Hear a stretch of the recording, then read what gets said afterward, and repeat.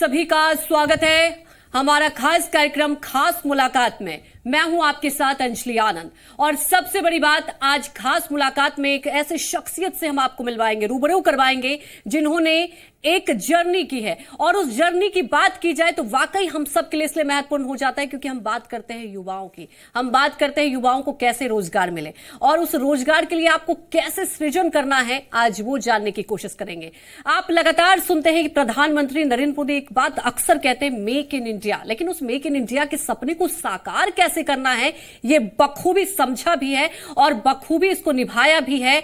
Bravo company की बात की जाए और आपको बता दें कि आज मुलाकात कराएंगे ब्रावो फार्मा कंपनी के सीएमडी राकेश पांडे जी से। राकेश पांडे जी, आपका बहुत बहुत स्वागत है जी बिहार झारखंड पर। बहुत बहुत धन्यवाद और नमस्कार सभी दर्शकों को और आपकी पूरी चैनल के सभी सदस्यों को, आपको मेरी शुभकामना। तो देखिए, सबसे महत्वपूर्ण हो जाता है कि अगर कोई भी कंपनी शुरू होती है तो उसका कैसे शुरुआत करते हैं, कैसे वो स्ट्रगल होता है, क्योंकि देखिए बिना चाहत के आप कोई रास्ता तय नहीं कर सकते। और राकेश पांडे जी, वाकई आपने जब शुरुआत की होगी, क्योंकि बिहार के पूर्वी चंपारण से आप, कई बार लोग सोचते हैं लेकिन इस सपने को साकार नहीं कर पाते। तो मैं चाहूंगी सर, आप हमारे दर्शकों को बताएं, ब्रावो फार्मा की हम बात करें तो सर इसकी शुरुआत आपने कहां से की? देखिए, ये एक अपने आप में बहुत ही अद्भुत घटना है जी। हमारे एक मित्र हैं, इससे पहले हमारा जो काम था वो कुछ दिन तो 2 साल मैंने नौकरी की है। नौकरी करने के बाद फिर मैंने कॉन्ट्रैक्टर का काम किया, इलेक्ट्रिकल कॉन्ट्रैक्टर का। और 2008 में मैं एक व्यक्ति से मिला, वो साउथ इंडियन है और दक्षिण भारत से आते हैं, और उन्होंने मुझे कहा कि भाई आपको ये कॉन्ट्रैक्टिंग का काम छोड़ के कुछ बड़ा करना चाहिए। तो उस समय दौर था जब टेलीमेडिसिन और हेल्थ केयर में इसका बड़ा उपयोग हो रहा था जी। और काफ़ी प्रोजेक्ट चल रहे थे इंडिया से बाहर भी, इंडिया में भी, पैन अफ्रीका भी गवर्नमेंट ऑफ इंडिया का प्रोजेक्ट चल रहा था। तो हम लोगों ने एक कंपनी बनाई ब्रावो फार्मास्यूटिकल्स करके, और हम लोगों ने इंडिया में रजिस्टर करवाया। और धीरे धीरे जो हेल्थ केयर के सेक्टर के जो लोग हैं उनसे मिलना शुरू किया, उनसे बात शुरू की। और जो शुरुआती दौर था वो मेडिकल टूरिज्म का था। उस दौर में हम लोग जो है सेंट्रल एशिया से जो पेशेंट्स आते थे उनको इंडिया के अलग अलग हॉस्पिटल तक पहुंचाते थे, उनका इलाज करवाते थे। लेकिन जब इसमें हम लोगों ने कदम रखा तो एहसास हुआ कि आने वाले समय में ये एक बहुत ही छोटा हिस्सा है जिस पर हम काम कर रहे हैं जी। और हम लोगों ने फिर सोचा कि इसको थोड़ा और बढ़ाया जाए। फिर मेडिसिन मैन्युफैक्चरिंग की बात हो, फिर आपकी डायग्नोस्टिक्स की बात हो, फिर थोड़ा हेल्थ केयर समझ में आया। देखिए, मैं हेल्थ केयर बैकग्राउंड का हूँ नहीं, तो मुझे पता नहीं है कि होता कैसा था। मैं कोई डॉक्टर भी नहीं हूँ, मैं कोई फार्मासिस्ट भी नहीं हूँ, मैं सिंपल मेरी पढ़ाई हुई है। तो उस समय जो इन लोगों से मिला और जो बात समझ में आई, ऐसा लगा कि हेल्थ केयर बहुत ब्रॉड है और जिसके जो कोर एरिया है वो है डायग्नोस्टिक्स, बहुत बड़ा इंपॉर्टेंट है क्योंकि उसके बाद ही आप इलाज करते हैं। और दूसरा कि इलाज में भी जी किस तरह के इलाज है, जो आज जो कन्वेंशनल इलाज चल रहे हैं, जो वर्तमान में इलाज चल रहा है वो जरूरी है, या स्पेशली कैंसर और इससे रिलेटेड जो बीमारियां हैं उनके लिए कुछ एडवांस टेक्नोलॉजी, प्रिसीजन मेडिकेशन या पर्सनलाइज मेडिकेशन की हम लोग बात कर सकते हैं। तो फिर इस तरह से ये शुरुआत हुई। फिर उज्बेकिस्तान में 2012 में हम लोगों ने शुरुआत की, काफ़ी बड़ा काम किया। फिर यूरोप चले गए, एस्टोनिया में किया, फिनलैंड में किया। उसके बाद हम लोग जॉन्स हॉपकिंस में भी हमें मौका मिला, बाल्टीमोर में, यूएसए में। जिससे जुड़ते गए, वहाँ हम लोगों ने भी स्कैनिंग का काम किया। फिर धीरे धीरे ये सेक्टर थोड़ा समझ में आया बिल्कुल। और फिर हम लोगों ने यूनिवर्सिटी कॉलेज ऑफ लंदन के साथ काम किया। फिर हमें ये लगा कि 3 सेक्टर है जिसमें काम करना चाहिए। एक डायग्नोस्टिक का सेक्टर है, एक सेक्टर रिसर्च एंड डेवलपमेंट का है, और दूसरा जो है स्पेशलाइज्ड मेडिकेशन की है। और फिर जाके ये कंपनी का जो प्रारूप है, काफी धक्के खाने के बाद, काफी कुछ सीखने के बाद ये कंपनी का प्रारूप सामने बिल्कुल। और सर, आपने बहुत लोगों को मोटिवेट भी किया है, लेकिन सबसे महत्वपूर्ण बात हो जाती है राकेश पांडे जी, हम बात करते हैं मेडिकल की, हेल्थ केयर की, और बिहार की बात करें क्योंकि आप बिहार से आते हैं और बहुत बड़ी बात है कि आपने एक सोच रखी। और सर, अब आपने हाल फिलहाल में पूर्वी चंपारण में की इकाई भी, वहां पर एक यूनिट तैयार किया और कुछ दिन बाद वो शुरुआत भी हो जाएगी। एक तो रोजगार के अवसर तो पैदा होंगे ही, साथ ही हेल्थ सेक्टर की बात करें तो उसमें बहुत ज्यादा एक विस्तारीकरण भी होगा और एक तरीके से आप कह सकते हैं कि बिहार की स्वास्थ्य व्यवस्था भी बेहतर होगी। तो सर, विजन क्या है इस यूनिट की अगर हम बात करें तो? अगर इस यूनिट की बात करें तो हम ये है कि हमारा जो मेन फोकस है कि बिहार जो है सबसे बड़ा कंज्यूमर स्टेट है मेडिकेशन का। मतलब बिहार में दवाइयाँ बनती नहीं है, लेकिन खर्च देखा जाए प्रति व्यक्ति सबसे ज़्यादा कंजम्पशन जो है, जो उसका उपयोग है, उपभोग है, वो बिहार के लोग करते हैं और स्पेशली उत्तर बिहार के लोग ज़्यादा करते हैं। तो उस स्थिति में ऐसा लगा कि यहाँ एक बड़ा वैक्यूम है। मतलब सारी दवाइयाँ अलग अलग स्टेट में जहाँ बनती हैं वहाँ से आती हैं और लोग यहाँ उसका पैसा खर्च करते हुए देते हैं। तो हमने ये प्लान किया कि चलो हम बिहार में कुछ शुरू करते हैं, और बिहार में शुरू करेंगे तो यहाँ की प्रोडक्शन होगी और एक इसका खास हिस्सा जो है 30% 35% जो हम लोग बिहार में पब्लिक के लिए उपलब्ध कराएंगे quality medication eight reasonable price. बाकी जो 70% है वो हमको अफ्रीका और सेंट्रल एशिया में एक्सपोर्ट करना है। तो बेसिकली हमारा रेवेन्यू भी बैलेंस रहेगा, क्योंकि नई जगह है और बिहार में फार्मा खोलना एक अपने आप में बड़ा चैलेंज है मेरे लिए, लेकिन इस चैलेंज को मैंने स्वीकार किया। दूसरा क्या है कि हमारे यहाँ एक बड़ा इशू ये है कि जो गरीब है उनके साथ प्रॉब्लम क्या है कि अगर एक अमीर इंसान को अगर कैंसर हो जाए, फॉरबिड, भगवान की कृपा से ऐसा नहीं हो, लेकिन अगर एक अमीर इंसान जो खाता पीता परिवार का अगर उसको कैंसर हो जाए तो उस इंसान की अगर मौत भी होती है तो एक व्यक्ति मरता है। लेकिन अगर किसी गरीब परिवार में किसी का कैंसर हो जाए या बड़ी बीमारी से ग्रसित हो जाए तो उसके मृत्यु के साथ साथ, चूंकि उसको अपनी जमीन बेचनी पड़ती है, उसको अपने मेडिकेशन पे खर्च करना पड़ता है, उसको इलाज के लिए दूसरे राज्यों में जाना पड़ता है, या बिहार में भी एक जो जिला है उससे पटना तक जाना पड़ता है, तो वो ऐसी स्थिति आ जाती है कि उस व्यक्ति का अगर इलाज हो भी जाए तो भी पूरा परिवार कहीं ना कहीं फाइनेंशियली और आर्थिक रूप से कमजोर हो जाता है। जी।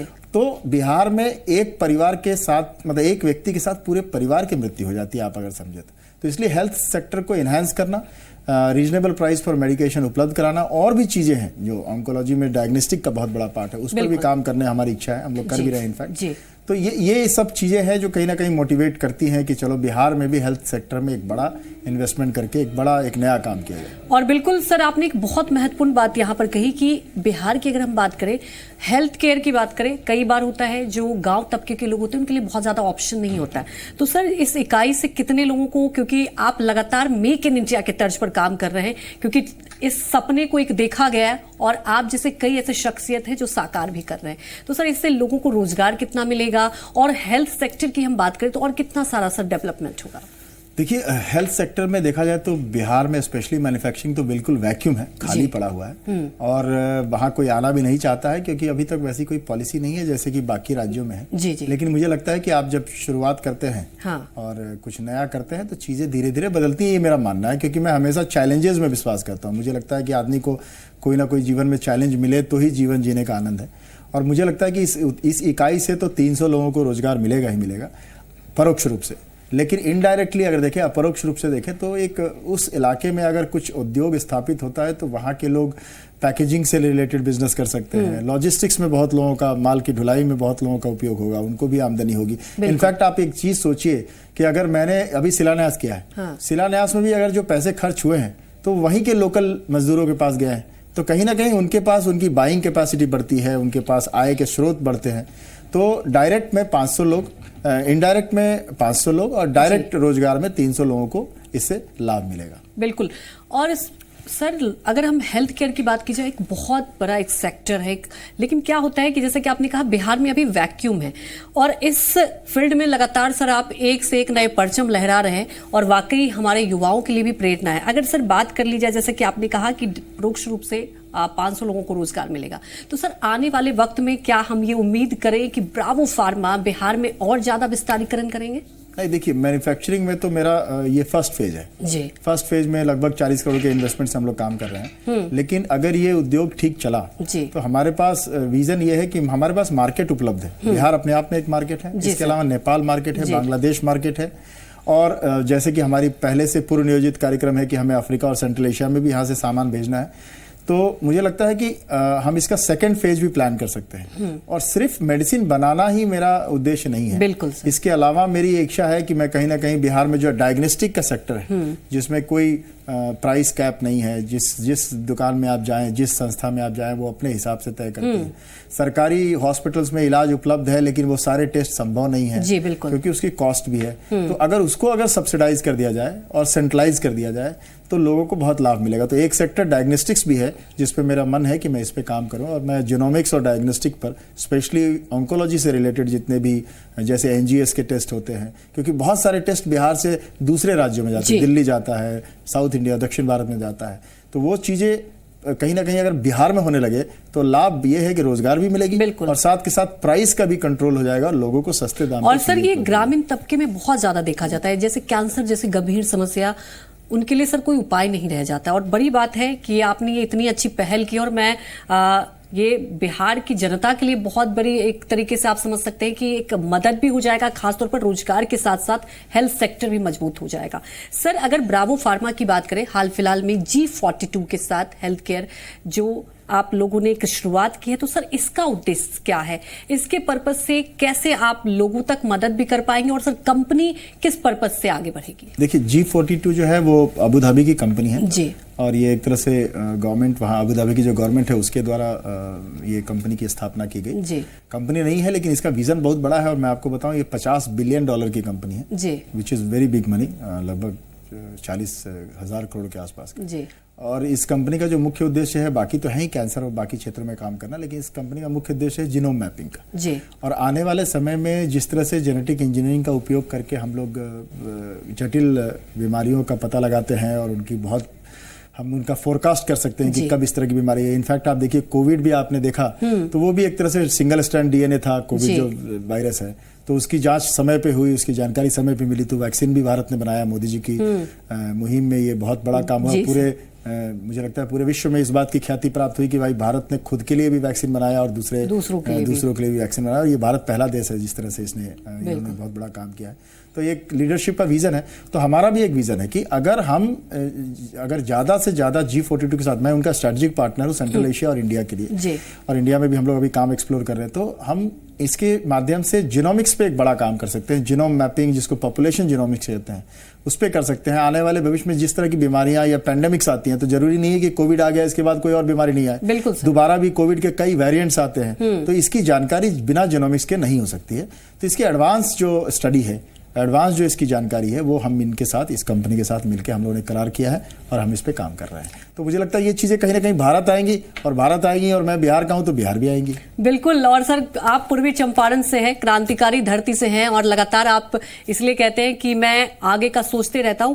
कोविड की बात की सर, और कोविड के वक्त में वाकई भारत ने जो यहाँ पर आपने देखा कि बहुत कम वक्त में वैक्सीन तैयार किया, और सर इतनी आबादी में जिस तरह से वैक्सीन पहुंची, एक पूरे विश्व में हमारी पहचान बनी।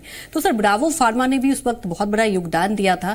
तो सर आप लोगों ने क्या विजन रखा, और अभी भी आप देख रहे हैं कि फिर से कोविड ने दस्तक दी है, हालांकि भारत पूरी तरीके से तैयार है, तो क्या सर ब्रावो फार्मा उसके लिए भी कुछ प्लान कर रही है, कुछ स्ट्रेटजी तैयार कर रही है? देखिए, हमारा वो कोविड 2020 का दौर था, सरकार ने बहुत सही समय पर निर्णय लिया, जो केंद्र की सरकार है, फिर राज्य की सरकार ने भी उनको सहयोग दिया, और एक उस पेंडेमिक के दौर से हम निकल गए। लेकिन क्या होता है कि हर बार आपके दरवाजे पे पेंडेमिक आए और फिर आप तैयारी शुरू करें, इससे तो आपका सॉल्यूशन नहीं निकलता, इससे समस्या का समाधान नहीं है। बिल्कुल। क्योंकि कहीं ना कहीं जान माल की बहुत ज्यादा क्षति होती है, सरकार की भी क्षति होती है। तो इस स्थिति में हम लोग ये है कि हमारा ये उद्देश्य है कि आने वाले समय में जो भी पेंडेमिक्स हो या जो भी नए वायरस के वेरिएंट हो, उस पर हम काम कर रहे हैं ऑलरेडी। और जिस तरह से G42 के साथ करार हुआ, उसके साथ हम काम कर रहे हैं, और भी प्रोटियोमिक्स पे हम काम कर रहे हैं। तो ये सब चीजें कहीं ना कहीं हमको लगता है कि वैसे तो देखा जाए तो वैक्सीनेटेड है पूरा भारत, और बड़ी संख्या को हम लोगों ने अपने साथ रखा है वैक्सीनेशन करवा के, लेकिन नेक्स्ट फेज के लिए या फ्यूचर में कोई और वायरस डेवलप हो, उसके लिए सरकार भी काम कर रही है, और हम लोग भी जो R&D बेसिस पर, रिसर्च एंड डेवलपमेंट पे जो काम हो सकता है वो कर रहे हैं। और आशा है कि ये जो प्रोटियोमिक्स और जीनोमिक्स का हमने अभी करार साइन किया है G42 के साथ, उसको हम भारत में लेके आएंगे और बड़े स्तर पे भारत सरकार के साथ हम काम कर पाएंगे। बिल्कुल, और यही उम्मीद भी करते हैं सर कि भारत में और ज्यादा हाई लेवल पर, बड़े स्तर पर इस तरह से फार्मेसी की बात करते हैं, हम हेल्थ केयर की बात करते हैं, डेवलप हो। सर सबसे बड़ी बात है कि बिहार से आप आते हैं और आपने एक सोच रखी। आप ये अक्सर सुनते रहते होंगे कि बिहार में रोजगार एक बहुत बड़ा मुद्दा रहा है, और रोजगार को लेकर जब तक उद्योग नहीं, रोजगार नहीं, ये तय है। और आपने एक सोच डेवलप की है कि देखिए, अगर रोजगार सृजन करना है तो उद्योग लगाना होगा, और आपने इसकी शुरुआत भी कर दी है। तो सर क्या आपको लगता है कि एक बदलाव होगा इससे? और हम तो यही उम्मीद कर रहे हैं कि जैसे आपने एक सोच रखी है, और भी कोई ऐसी कंपनी ऐसी सोच रखे। तो ब्रावो फार्मा की हम बात करें तो सर क्या आगे के लिए और विजन रखते हैं?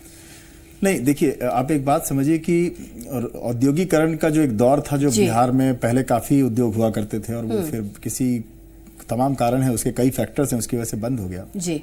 उसके बाद एक पलायन का दौर आया, और स्किल्ड और अनस्किल्ड दोनों ही लेबर्स और जो स्किल्ड स्टाफ थे वो दूसरे राज्यों में जाने लगे या देश से बाहर जाने। इसमें कोई बुराई नहीं है, आप जाएं, लेकिन क्या है कि अगर ये चीजें अपने राज्य में उपलब्ध हो तो आपकी जो बाइंग कैपेसिटी है आपके लोगों की, वो बढ़ जाती है, उनका जो जीवन यापन है वो बदल जाता है। क्योंकि बिल्कुल कृषि पे रहना, और उसमें भी बाढ़ सुखाड़ की स्थिति हर साल आती रहती है।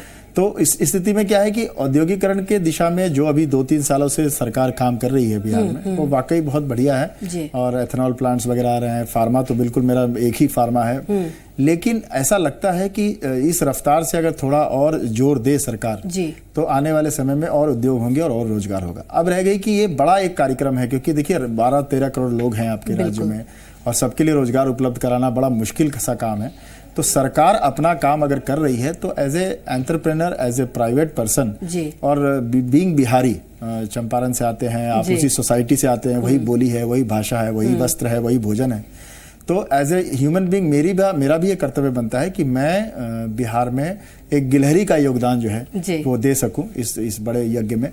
और मुझे लगता है कि इसकी शुरुआत मैंने की है और बाकी भी लोग काम कर रहे हैं और माहौल बदलेगा। डाउन द लाइन 5 इयर्स, 5 साल में कुछ ना कुछ ऐसा होगा कि लोग इस बात को स्वीकार करेंगे कि बिहार भी अब बदल चुका है और भी बदलने की इसमें संभावनाएं हैं। बिल्कुल। और सर जैसी सोच आप बता रहे हैं और उम्मीद यही करते हैं सर, अगर हम इस यूनिट की बात करें तो सर कब तक तैयार हो जाएगा और कब से वहां पर एक काम स्टार्ट हो जाएगा? और बड़ी बात यह है कि सर इससे इतना महत्वपूर्ण हो जाता है, अगर हम बात कर लेते हैं कैंसर की, एड्स की बात कर लेते हैं, हेपेटाइटिस की बात कर लेते हैं, अगर ब्रावो फार्मा कंपनी की बात करें, आधुनिकीकरण के साथ लैस रहता है, तो सर अगर बिहार की यूनिट की बात करें पूर्वी चंपारण में, तो वहां भी ऐसी आधुनिकीकरण रहेगा सर?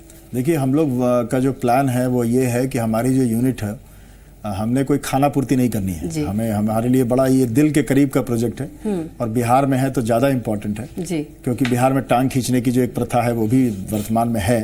तो हम लोग जो है WHO GMP EU स्टैंडर्ड का प्लान बनाने का हमारा प्रायोजन है और हम इसी को बनाएंगे कि गुणवत्ता में बेस्ट हो। देखिए, फार्मा कंपनी तो इंडिया में बहुत है, बट बिहार में कोई फार्मा कंपनी नहीं है, नंबर 1।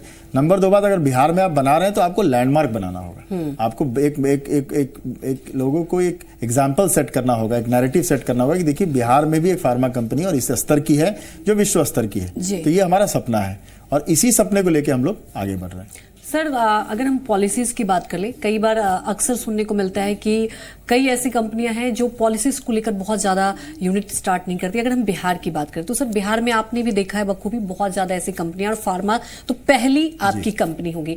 तो सर कितना सहयोग मिला और क्या चाहते हैं आप सहयोग? क्योंकि सर मैं चाहती हूं कि जी बिहार झारखंड के माध्यम से आप हमारे दर्शकों तक भी ये बात पहुंचाएं कि कैसे और उद्योग की हम बात की जाए और उसका विस्तारीकरण हो सकता है, जैसे आपने सर एक अच्छी पहल की है। नहीं, देखिए, बाकी जो सेक्टर्स है जैसे एथेनॉल है या बाकी जो टेक्सटाइल है, इस सेक्टर में भी काम हो रहा है।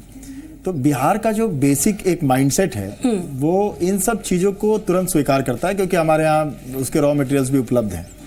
हम जो काम कर रहे हैं फार्मा, तो उसके लिए सरकार ने पॉलिसी भी बनाई कि भाई इथेनॉल के लिए पॉलिसी आई, टेक्सटाइल के लिए पॉलिसी आई। सरकार तो अपना काम कर रही है, लेकिन जैसे अब क्या होता है कि आप पूरी भीड़ में, मेरी आदत है भीड़ से अलग चलने की, बिल्कुल, तो अब उस भीड़ से अलग चलने के चक्कर में हम लोगों ने कहा कि हम फार्मा डालेंगे। तो ये बात अभी तक सरकार भी कहीं ना कहीं 50-50 में है कि भाई हम स्वीकार करें या नहीं करें। और बिहार में कोई फार्मा पॉलिसी नहीं है क्योंकि बिहार का जो इंफ्रास्ट्रक्चर है, जो बेसिक भौगोलिक स्थिति है, उसके हिसाब से वो फार्मा के हिसाब से बहुत अच्छा नहीं मानते हैं। लेकिन मेरा ये मानना है कि अगर मैं अफ्रीका के सुदूर इलाके में एक फार्मा की यूनिट चल सकती है, बिल्कुल, तो बिहार में क्यों नहीं चल सकता? तो मुझे ये लगता है कि हम एक बेंचमार्क सेट करेंगे और उसके बाद सरकार को खुद ही एहसास होगा कि हेल्थ केयर में, चाहे वो मेडिकल डिवाइस का हो, चाहे सर्जिकल इम्प्लांट्स का हो, चाहे मेडिसिन का हो, चाहे स्पेशलाइज मेडिकेशन का हो, इसके भी उद्योग के लिए सरकार कोई ना कोई आगे भविष्य में पॉलिसी लेके आएगी। मैं सरकार से बहुत कोई ऐसी अपेक्षा नहीं करना चाहूँगा जिसमें सरकार को बहुत दबाव झेलना पड़े, लेकिन मेरा ये मानना है कि जब चीज़ें निखरती हैं, चीज़ें धरातल पर दिखती हैं। पहले तो आज तक किसी ने फार्मा का, जब मैंने बैंक को बोला कि मुझे फार्मा का यूनिट बिहार में खोलना, तो बैंक वाले बोले क्या कह रहे हैं आप। लेकिन मुझे मालूम है कि मेरी अपनी एक विजन है, हर आदमी अपने विजन से अपने रास्ते को चुनता है और वहां जीत हो या हार उसके जिम्मे आती है। लेकिन मेरे भी जीत और मेरी हार इसी में तय है कि जो रास्ता मैंने चुना है मैं उस पर चलूं। और मुझे लगता है कि आने वाले समय में बिहार सरकार एक पॉलिसी फार्मा के लिए भी अच्छा बनाएगी। बिल्कुल, और ये उम्मीद भी करते हैं कि इससे रोजगार के साथ साथ फार्मा सेक्टर में एक विकास भी होगा। सर आपका एक स्टेटमेंट सुन रही थी, आपने ये कहा कि देखिए जो बिहार के कई लोग हैं जो पलायन करने को मजबूर हो जाते हैं, और लगातार सर हम इस पर चर्चा करते हैं, कई बार चर्चा तो हो जाती है लेकिन एक संतुष्ट होने वाला जवाब नहीं मिलता। और एक कहते हैं ना एक शुरुआत, और आपने कहा कि आपको चैलेंज लेने का लगातार आप लेते भी रहे। आपने कहा कि मेरी ये कोशिश है कि कम से कम लोग पलायन करें। तो आपको लगता है सर ये जर्नी इतनी आसान होगी? नहीं, देखिए, जर्नी की शुरुआत जो है ना, मतलब हर लंबे सफ़र की शुरुआत जो है वो पहले कदम से होती है। अगर आप ये तय कर लें कि मुझे 5000 किलोमीटर पैदल चलना है जी, तो ये आप तय कर सकते हैं, लेकिन इससे आप भयभीत नहीं हो सकते। लेकिन शुरुआत तो एक पहले कदम से करनी पड़ेगी। 5000 कदम तो बाद में आप पहुंचेंगे जी। तो मुझे ऐसा लगता है कि ये चैलेंज है और इससे पलायन भी रुकेगा और इस चैलेंज को मैं स्वीकार भी करता हूँ और एक ट्रेंड सेट होगा। क्योंकि देखिए, अगर मैंने अब जब इसकी घोषणा की तभी मेरे पास बहुत सारे मैसेज आने लगे जो बिहार से बाहर, सिक्किम में, महाराष्ट्र में जो लोग हेल्थ केयर में काम करते हैं। अच्छा तो लगेगा ही ना कि आप अपने घर में, अपने जिले में आप नौकरी कर रहे हैं, आपको जो अपशब्द सुनना पड़ता है बिहारी होने के नाते, या जो दूसरे राज्यों के लोग आपको स्पर्धा के तौर पे देखते हैं या आप पे दबाव डालते हैं। ये अलग बात है कि इसके बावजूद भी बिहारी जो हैं वो निखरते रहते हैं कहीं भी और वो चमकते रहते हैं जहाँ भी जाते हैं। तो मुझे लगता है कि एक अच्छी शुरुआत होगी और लोग हेल्थ केयर सेक्टर से भी वापस आएंगे। मुश्किल तो है ये सफ़र, लेकिन मुश्किल है तो ही सफ़र है। बिल्कुल। और सर, आपने जब चैलेंज लिया है, हम लोग यही उम्मीद करते हैं कि वहां के युवाओं को एक प्रेरणा भी मिलेगा और रोजगार तो सृजन होगा ही। सर, अगर ब्रावो फार्मा कंपनी की हम बात करें, आपने स्टार्ट किया, पहले आपने नौकरी की, उसके बाद आप इस सेक्टर में आए, तो सर कितना हिम्मत और क्या कुछ इस जर्नी में आपने फेस किया? क्या कई बार ऐसा भी लगा कि नहीं, ये राह जो है ये मैंने चुना है, ये अब मुश्किल हो रहा है?